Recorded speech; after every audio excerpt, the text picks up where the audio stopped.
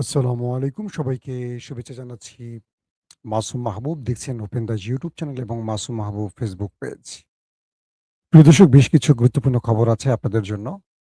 আ সংক্ষিপ্ত সময়ের জন্য আমি আপনাদের সেই খবরগুলো দেবার চেষ্টা করছি। পৃথিবীর যে প্রান্ত থেকে যারা দেখছেন সবার জন্য শুভেচ্ছা, ভালোবাসা। আমি দেখতে পাচ্ছি যে যেখান থেকে দেখছেন আপনাদের কমেন্টগুলো আমি পড়ছিলাম বসে। সবচেয়ে বড় গুরুত্বপূর্ণ খবরের মধ্যে আজকে যে খবরটি পেলাম, মার্কিন যুক্তরাষ্ট্রের একটি ডেস্ট্রয়ারকে বড় রকম ধাক্কা দিল ইরান। যে আমেরিকা তার ডিস্ট্রয়ার বা ওয়ারশিপের উপর ভর করে ইরানে আক্রমণ করতে চায়। ইরান তাদের সাথে কি খেলাটা খেলল? পাশাপাশি আরো কিছু গুরুত্বপূর্ণ খবর আছে আজকের লাইভ সেশনে। আমেরিকা আসলে মূলত এখন ইরানের কাছ থেকে একটি জিনিস চাইছে। সেটি হলো ফেস সেভিং। ফেস সেভিং বোঝেন তো? মুখ রক্ষা। কারণ পৃথিবীর নাম্বার 1 পরাশক্তি, সুপার পাওয়ার, একটি শক্তিহীন বলা যায়। আমেরিকার কাছে ইরান তো খুবই ক্ষুদ্র। তার কাছে পরাজিত হবে এটা কেউ মেনে নেবে, এটা ভাবা যায় না। ডোনাল্ড ট্রাম্পের আগামী মধ্যবর্তী নির্বাচন তার জন্য সবচেয়ে বড় কঠিন অবস্থার মধ্যে পড়ে যাচ্ছে। এখান থেকেও তিনি বাঁচতে চান। আমেরিকার ইস্টাবলিশমেন্ট আমেরিকার ইজ্জত ফিরিয়ে আনার জন্য ট্রাম্পকে চাপ দিচ্ছে যে কোনোভাবে ইজ্জত ফিরিয়ে আপনি বাঁচার চেষ্টা করেন। দর্শক, ঘটেছে কি আমি বলি আপনাদের। আপনাদের মনে থাকার কথা ২০২০ সালের দিকে একটি মার্কিন ডিস্ট্রয়ার ঢুকে পড়ে সাউথ চায়না জোনে। হঠাৎ করে সেই ডিস্ট্রয়ারটি কোনো কাজ করে না, অন্ধ হয়ে যায়। তার পুরো সিস্টেম হঠাৎ করে শাটডাউন হয়ে যায়। তখন এটার সঙ্গে সংশ্লিষ্ট যুদ্ধ বিমান বা আদার যে বিষয়গুলো থাকে সেগুলো একটা ভয়াবহ বিপর্যয়ের মধ্যে পড়ে। এটার ক্রুরা, সেলাররা মৃত্যুর অপেক্ষা গুনতে থাকে। তারপর একটি বার্তা আসে আমেরিকার জন্য। হেই আমেরিকা, তুমি ইরানের জলসীমায় তুমি চীনের জলসীমায় প্রবেশ করেছো, বের হয়ে যাও। যখনই সেই জাহাজটি জলসীমা থেকে বেরিয়ে যায়, সব সিস্টেম আবার অন হয়ে যায়। আমেরিকা বোঝে নাই আসলে কি অ্যাটাকটা হয়ে গেল, কি ঘটে গেল। চীন কি করলো আমেরিকার সাথে? ২০২০ সাল। এখন ২০২৬, আজকে ২ মে। ২৬ সালের আজকে ২ তারিখ মে মাসের। মার্কিন যুদ্ধজাহাজ, বেশ কিছু যুদ্ধজাহাজ এসছে, আপনারা জানেন, হরমুজ প্রণালী অবরোধ করে রেখে, এবং এখানে বিশাল বাজেট ব্যয় করে ইরানকে অর্থনৈতিকভাবে পঙ্গু করার দায়িত্ব নিয়েছে আমেরিকা। আর ইরান তার নাকের ডগা দিয়ে কিভাবে তার রপ্তানি আর তেল বা গ্যাস রপ্তানি চালিয়ে যাচ্ছে সেই খবরটি আপনাদের দেব আজকে। মানে আমেরিকাকে পুরো বোকা বানিয়ে কি করছে ইরান দেখেন। প্রথম, গালফ কান্ট্রির ওখান থেকে, মানে গালফ জলসীমা থেকে একটি গাইডেড ডিস্ট্রয়ার এগিয়ে আসে ইরানের দিকে। টার্গেট, তারা ইরানে হামলা করবে। তো ইতিমধ্যে আরবে মার্কিন রসদ বাড়ছে, অস্ত্র বাড়ছে, কমান্ডো বাড়ছে, সেনা বাড়ছে, সব প্রযুক্তি আরবে এবং ইসরায়েলে আমেরিকা জড়ো করছে। কারণ আলোচনায় সমাপ্তি না হলে একটা যুদ্ধ হবে, সেই যুদ্ধটা কতদিনের জন্য কেউ জানে না, বাট যুদ্ধ একটা হবে। সেভাবেই সকল প্রস্তুতি নিচ্ছে আমেরিকা, ইসরায়েল, গালফ কান্ট্রি। এই তথ্য তো ইরান প্রতিনিয়ত জানে, তাই তো? তো গালফ জলসীমা থেকে একটি গাইডেড ডিস্ট্রয়ার ইউএসএস হেগেন্স ইউএসএস হেগেন্স এগিয়ে আসে ইরানের জলরাশির দিকে। হঠাৎ করে এটার মধ্যে থাকে প্রায় ৩০০-র অধিক সেলার। হঠাৎ করে এটা অন্ধ হয়ে যায়। অন্ধ মানে কোনো কাজ করে না, টোটাল সিস্টেম অফ হয়ে যায়। বলা হয় এটার বিদ্যুৎ ব্যবস্থা হঠাৎ বন্ধ হয়ে যায়। সাগরে এটা টলমল করে ভাসতে থাকে। না ডানে, না বামে, না সামনে, না পেছনে। স্রোতের সাথে ভাসতে শুরু করে, এবং এই গাইডেড ডিস্ট্রয়ারটি বুঝতে পারে যে এটা আক্রান্ত হয়ে গেছে। এটার ভেতরে যে ৩০০ সেলর থাকে, তারা কান্নাকাটি শুরু করে দেয়, ঈশ্বরের কাছে দোয়া প্রার্থনা শুরু করে দেয় এবং তারা বুঝতে পারে তাদের উপর একটা বড় আক্রমণ হয়েছে বা আক্রমণ হতে যাচ্ছে। তাদের প্রাণে বাঁচার আর কোনো সুযোগ নেই। এই মুহূর্তে কি করবে তারা? কোনোভাবেই তারা কন্ট্রোল রুমে যোগাযোগ করতে পারে না। যেহেতু এই রণতরী বা ডিস্ট্রয়ার বা ওয়ারশিপ সিস্টেমগুলোতে যদি বিদ্যুৎ ব্যবস্থাটা বন্ধ হয়ে যায়, তাহলে পুরো সিস্টেম অকেজো হয়ে যায়। কোনো সিস্টেম কাজ করে না। তো ডিস্ট্রয়ারটি তখন কি করবে বুঝতে পারে না। কয়েক ঘন্টার জন্য একটা অন্যরকম পরিস্থিতি তৈরি হয় ইউএসএস হেগেন্সে এবং যারা এটার মধ্যে ছিল, ফাইটার, নাবিক, ক্রু, আমরা যাদেরকে বলছি সেইলার, তারা ধরে নেয় তারা আর বাঁচবে না। এই অথই সাগরে এটা যখন অকেজো হয়ে যায় এবং এটা যখন কোনো কন্ট্রোল রুমে যোগাযোগ করতে পারছে না, কোনো সিস্টেমকে সংকেত দিতে পারছে না এবং এখান থেকে কোনো কিছু করার সুযোগ হচ্ছে না, একটা কলা গাছের মতো দাঁড়িয়ে থাকে সাগরে আর পানির স্রোতের সাথে ভাসতে থাকে, কখনো ডানে, কখনো বামে, কখনো সামনে, কখনো পেছনে। তো এই সময়টিতে তারা কি করবে বুঝে উঠতে পারে না।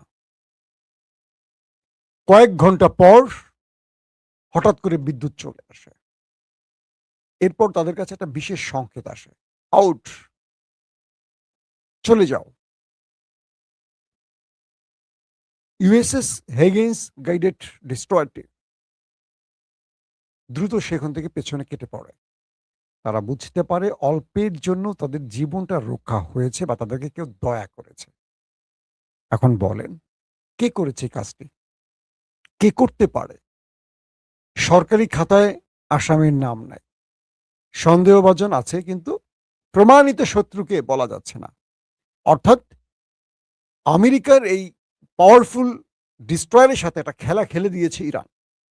ইরান তারা বারবারই বলছে না যে আমাদের কাছে যে কার্ড আছে, আমরা তোমাদের হরমুজ প্রণালীতে তোমাদের ডিস্ট্রয়ার, তোমাদের ওয়ারশিপ, রণতরীর সাথে কি খেলা খেলবো তোমরা কল্পনাই করতে পারো না। তোমরা যে ইরানের সাথে লড়তে এসেছো সেই ইরান সম্পর্কে তোমরা ধারণা না নিয়ে এসেছো।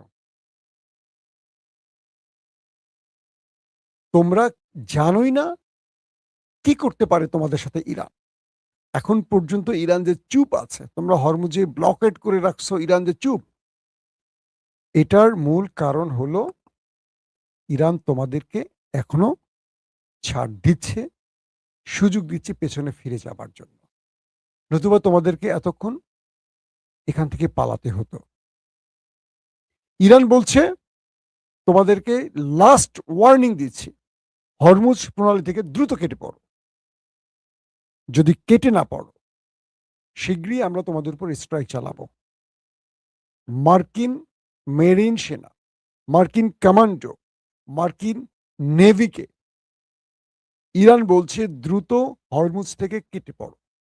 যদি কেটে না পড়ো, তোমাদের উপর বড় স্ট্রাইক চালাচ্ছি আমরা। ইরান আমেরিকাকে থ্রেট দিচ্ছে। বুঝতে পারছেন আমেরিকা কোন চিপায় পড়ছে?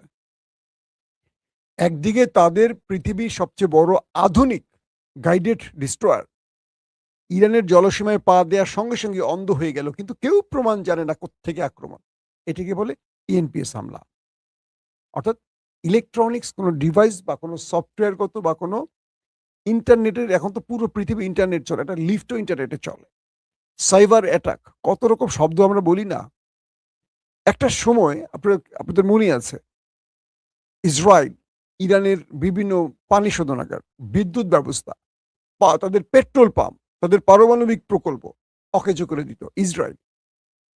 তাদের পারমাণবিক প্রকল্পের মধ্যে হঠাৎ করে শর্ট সার্কিটে আগুন ধরে যেত।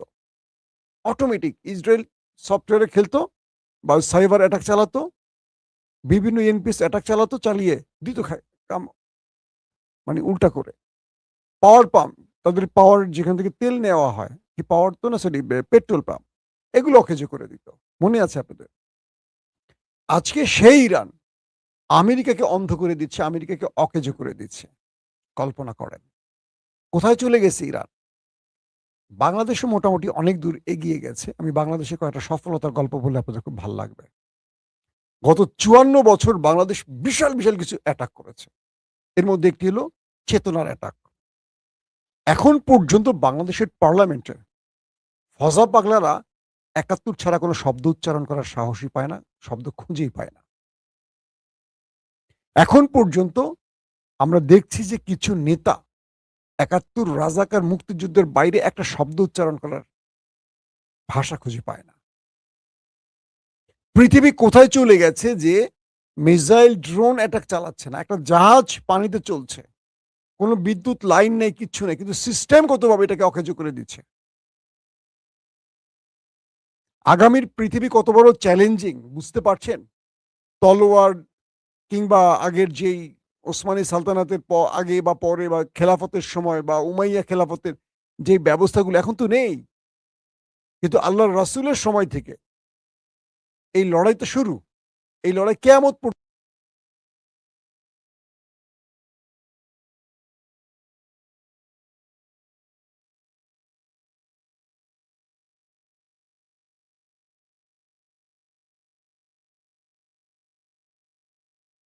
হ্যালো, হ্যালো, শুনতে পাচ্ছেন আপনারা? হ্যাঁ, আশা করি শুনতে পাচ্ছেন। কিছু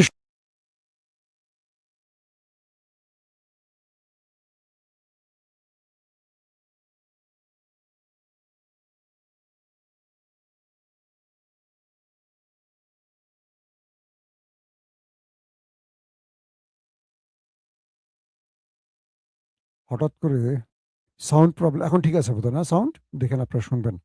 আমাকে জানাবেন সব ঠিক আছে কিনা। সাউন্ড ছেড়ে দেওয়ার কারণটা কি? এখন ঠিক আছে সাউন্ড ভাই? তো যেই প্রবলেমটা হইছে যে ইরান তার ঘরে বসে শত্রুকে সাগরে অকেজো করে দিচ্ছে। আর দেখেন বাংলাদেশের পার্লামেন্টে এখনো বলা হচ্ছে ৭১, ২৪ কিছু না ৭১। কে বলছেন? ফজা পাগলা, যে নিজে হাতে অস্ত্র নিয়ে যুদ্ধ করে নাই, আরেক কোম্পানি কমান্ডার বলছেন। স্পিকার বলছেন যারা যুদ্ধ করেনি তারা মুক্তিযুদ্ধের সহায়ক, নট মুক্তিযোদ্ধা, তারা ফ্রিডম ফাইটার নয়, তাদেরকে মুক্তিযুদ্ধের সহায়ক বলা হয়। আর তিনি নিজেকে এত বছর ধরে যুগের পর যুগ মুক্তিযোদ্ধা, ৯০০ ১,০০০ কি কমান্ডো নিয়ে তিনি লড়াই করেছেন, কত মিথ্যা বলেছেন। দেখবেন যারা মুক্তিযুদ্ধ নিয়ে রাজনীতি করে আর ব্যবসা করে এরা সবগুলো হলো ফেক, মিথ্যাবাদী। আর প্রকৃত মুক্তিযোদ্ধারা কখনো এটাকে বিক্রি করে না। যারা জুলাই যুদ্ধে লড়াই করেছে এরা কেউ বিক্রি করে না, কিন্তু যারা জুলাই যুদ্ধে অংশীদার না তারা প্রতিদিন এটা বিক্রি করে। এটা হলো মূল জায়গা। তো বাংলাদেশের দিকে তাকান। এই কথাটা কেন আজকে বাংলাদেশে নিয়ে বললাম, যে বাংলাদেশ কোথায় যাচ্ছে, পৃথিবী কোথায় যাচ্ছে। তুরস্কের দিকে তাকান, তারা বিশাল মার্কিনের ইতিহাসে যে বড় বড় রণতরী সেগুলো বিট করার জন্য নিজেরা রণতরী বানাচ্ছে এবং মোটামুটি তৈরি হয়ে গেছে, ৩০-এর আগে সেটা নামবে। তাদের নিজের আকাশ প্রতিরক্ষা আছে, পঞ্চম প্রজন্মের যুদ্ধ বিমান আছে তুরস্কের নিজের তৈরি। আমাদের কি আছে? এক চেতনার বাইরে আমাদের বাল কিচ্ছু নাই, কিচ্ছু নাই। আর এক চেতনার বাইরে ৫৪ বছরে আমরা কিচ্ছু বানাই নাই। ভারত আমাদের দেশে একটা অ্যাটাক করলে চেতনা পিছন দিয়ে ঢুকে মুখ দিয়ে বের হয়ে যাবে, আর কাউরে খুঁজে পাবে না, সব গিয়ে ইন্ডিয়া পলাবে। আবার যখন দেশ স্বাধীন হবে সবাই এসে বলবে আমরা এই দেশ স্বাধীন করেছি। এটাই নিয়ম। ২৪-এ ফাইট করছে কারা? বসতে কারা ক্ষমতা, কারা খাচ্ছে এখন? যারা ২৪-এ তারা খাচ্ছে না। ৭১-এ যুদ্ধ করছে যারা, তারা কেউ নাই। সব ফেক লোকগুলি সামনে দাঁড়ায় গেছে, সেটাকে বিক্রি করে ৫৪ বছর খাইছে। কিন্তু প্রকৃত মুক্তিযোদ্ধারা ভাত পায় না, না খেয়ে ভিক্ষা করে। দেখবেন আমরা টেলিভিশনে চাকরির সময় এরকম অনেক স্টোরি করতাম। অনেক মুক্তিযোদ্ধা ভাত খেতে পারতেছে না, ভিক্ষা করতেছে রাস্তায়। আর লক্ষ লক্ষ মুক্তিযোদ্ধা তালিকা বানায় রাখছে যারা মুক্তিযুদ্ধ করে না, অনেক রাজাকারী ছিল। কিন্তু বাংলাদেশের রাজনীতিতে পক্ষ আর বিপক্ষ তৈরিতে কেউ গুপ্ত হয়, কেউ সুপ্ত হয়, কেউ রাজাকার হয়, কেউ মুক্তিযোদ্ধা হয়। জাস্ট রাজনীতির এগুলো হলো শব্দ। তো আমরা দেখছি ইরানের অবস্থান। আজকে মার্কিন যুক্তরাষ্ট্র গোপনে ইরানকে কিছু প্রস্তাব দিচ্ছে যাতে ইরান একটু সমঝোতা করে। আমেরিকাকে বলছে তুমি হরমুজ থেকে চলে যাও, শীঘ্রই তোমার উপর আমি অ্যাটাক করতে যাচ্ছি, মানে বড় রকম স্ট্রাইক চালাবো। যে ইরানকে ওরা সাইবার অ্যাটাক করে অকেজো করে দিত, আজকে সেই ইরান ওদেরকে অকেজো করে দিচ্ছে। ওরা নতুন নতুন কার্ড খেলবে কি, ইরান নিজে ওদেরকে কার্ড খেলে প্রতিদিন নতুন নতুন চাপে ফেলে দিচ্ছে। ওরা হরমুজ প্রণালীতে ব্লকেট তৈরি করেছে। ইরান কি করছে জানেন? ইরান কি করছে? উজবেক, তুর্কমেনিস্তান বিভিন্ন পথ দিয়ে তারা যে রেল লাইন তৈরি করছে 10,000 কিলোমিটার, সেখান থেকে ইরান তার পরিবহন তেল সাপ্লাই দেওয়া শুরু করে দিচ্ছে। কল্পনা করেন, প্রতিটা জায়গায় শত্রুর বিকল্প তৈরি করে রেখেছে ইরান। আমেরিকা অ্যাটাক করতে এসে এখন পুরো বোকাচোদা হয়ে গেছে। দুঃখিত, শব্দটা অন্যরকম হয়ে গেছে। কারণ কি জানেন? এখন আমেরিকার এই ব্লকেড কোনো কাজে আসতেছে না হরমুজ প্রণালীতে। কারণ একদিকে হরমুজ দিয়েও তেল নিচ্ছে ইরান, আবার পাকিস্তান, ইরান দুজনের খুলে দিছে, সীমান্ত খুলে দিছে।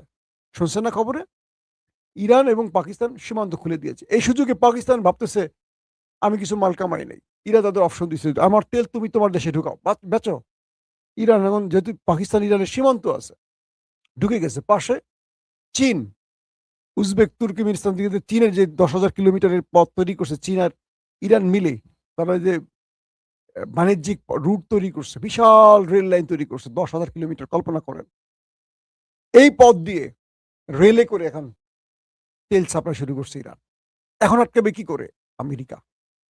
বলেন, হরমুজে এসে ব্লকেট দিছে, ইরান বিকল্প পথ চালু করে দিছে। মানে প্রতিটা জায়গায় ইরান আমেরিকাকে এমন ভাবে ওভারট্রাম করছে যে আমেরিকা এখন আর কোনো শব্দ উচ্চারণ করতে পারছে না। ট্রাম্প দেখছে যে প্রতিটা জায়গায় ইরান তার কৌশলের কাছে আমেরিকাকে পরাজিত করছে। একটা পরাশক্তি কিভাবে ইরানের কাছে একদম নত হয়ে গেছে কল্পনা করতে পারেন? খেলা কোন লেভেলে চলে গেছে? এখন আরব রাষ্ট্রগুলো তারা বুঝতে পারছে না কি করবে। তারা তাদের দেশের মধ্যে আমেরিকাকে ঘাঁটি দিয়ে বসে আছে। আর ইরান বলছে যে তুমি তোমার দেশ থেকে আমেরিকাকে তাড়াও। ইরান বলে দিচ্ছে তোমার দেশ থেকে আমেরিকাকে বিদায় করো, নতুবা তোমার দেশে আমি স্ট্রাইক চালাবো। তোমার রাজা বাচ্চারা কেউ বাঁচবে না, তোমাদের প্রাসাদগুলো আমি প্রাসাদের ইট খুলে নেব একটা একটা করে। আজকে বলছি ইরানের পার্লামেন্ট মেম্বার, তোমার প্রাসাদের ইট আমি খুলে নিয়ে আসবো একটা একটা করে। বুঝতে পারছেন খেলা কোন লেভেলে চলে গেছে? তো এই অবস্থার মধ্যে সত্যিকার অর্থে আমেরিকা আরো বড় টেনশনে পড়ে গেছে, ডোনাল্ড ট্রাম্প আরো বড় টেনশনে পড়ে গেছে। আসতে দিনগুলো দেখেন, জেরার্ড ফোর্ড, আমেরিকার সবচেয়ে বড় রণতরী, এটা নিখোঁজ হয়ে গেছে, পালায় গেছে, নাই। ইরানে আক্রমণ করতে এসে পালায় গেছে। Abraham Lincoln out of service, এটা চিকিৎসার জন্য পাঠানো হয়েছে। আজকে যেটা বললাম যে ডিস্ট্রয়ার, এটা তো মোটামুটি খেলা একটা খেলে দিছে। তারপর আরো আছে যে কি বলে জর্জ বুশ, সেটাও এখন টল টল টল টল করে কোন দিকে যাবে পথ খুঁজে পাচ্ছে না। আসতে ইরানে আক্রমণ করতে একটা একটা করে পালানো শুরু হয়ে গেছে। অন্যদিকে আরব রাষ্ট্রের ইসরায়েলে অস্ত্র এনে জমা করছে আমেরিকার যুদ্ধের জন্য। চিন্তা করেন, ইরান বলছে যা কিছু করো ভেবে চিন্তে করো, তুমি ততটুকুই করো যতটুকু তুমি মেনে নিতে পারবা। কারণ তুমি আমার সাথে যা করবা আমি তার কম করবো না, হয় বেশি করবো, নাহলে সমান করব। কিন্তু মেনে নিতে পারবা কিনা সেটা চিন্তা করে করো। এই হলো অবস্থা এখন আমেরিকা ইরানের। কোনোভাবেই এখান থেকে আমেরিকা আসলে পথ খুঁজে পাচ্ছে না। আমেরিকার ফেস সেভিং ইরান দিচ্ছে না। এখন একটি ফেস সেভিং চায়, একটা আক্রমণের সুযোগ চায় আমেরিকা। একটা আক্রমণ করেই বিজয় ঘোষণা করে দিয়ে আমেরিকা চলে যাবে। ইরান বলছে, ও আচ্ছা আচ্ছা, ঠিক আছে, মাথা পেতে দিলাম, একটা বাড়ি মারো। তো একটা শর্ত আছে, ছোট্ট একটা শর্ত আছে, তুমি তো বড় ভাই, আমি তো ছোট ভাই। তুমি একটা বাড়ি মারো, আমি তোমাকে 5টা বাড়ি মারতে চাই। আমেরিকা শখ কত, শখ কত, আমি তোমার হাতে পায়ে ধরে একটা বাড়ি মারবো, তোমার লাগে 200 টাকা দিব, হুমায়ুন আহমেদের নাটকের মতো। তুমি আমার 5টা বাড়ি মারবো, এটা আমি খেলবো না, আমি তোমার সাথে খেলবো না। খেলা কোন লেভেলে বুঝছেন? আমেরিকা ইরান এই খেলা দেখে এখন কি মনে হচ্ছে পুরো ইউরোপ আমেরিকার কাছ থেকে সরে যাচ্ছে। ইউরোপ আমেরিকাকে তার সেনা ঘাঁটি বন্ধ করে আমেরিকাকে চলে যেতে বলতেছে। আমেরিকা কত বড় বিপদে আছে এখান থেকে হিসাব করুন। প্রত্যেকে ভালো থাকবেন। আল্লাহ হাফেজ।